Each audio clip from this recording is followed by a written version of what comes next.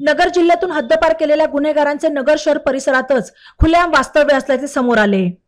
स्थानिक गुन्हे शाखेच्या पथकाला ही माहिती मिळताच त्यांनी धडक मोहीम राबवून शुक्रवारी 5 एप्रिलला दिवसभरात 4 हद्दपार गुन्हेगारांना पकडले।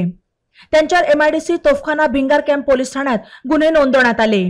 रोहित वसंत फंड वय 19 राहणार साळुंकेवाडा वंजार गल्ली अहमदनगर, प्रवीण विजय मीर पगार वय 23 राहणार नागापूर, मडक्या उर्फ शुभम उर्फ शिवम मारुती धुमाळ वय 23 राहणार त्रिमूर्ती चौक सारसनगर, नितीन किसन लाड वय 25 राहणार भगवान बाबा नगर सारसनगर अशी आरोपींची नावे आहेत। यातील रोहित फंड याला 12 जानेवारीला 6 महिन्यांकरता नगर जिल्ह्यातून हद्दपार करण्यात आले होते।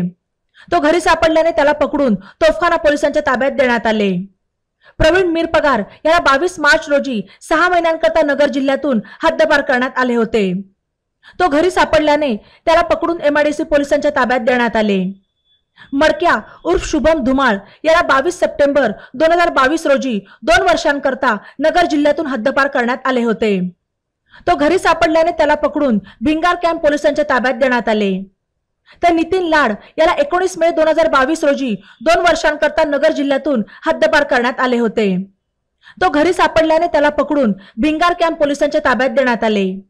स्थानिक गुन्हे शाखेचे पोलीस निरीक्षक दिनेश आहेर यांच्या मार्गदर्शनाखाली विविध पथकांनी दिवसभरात ही कारवाई केली।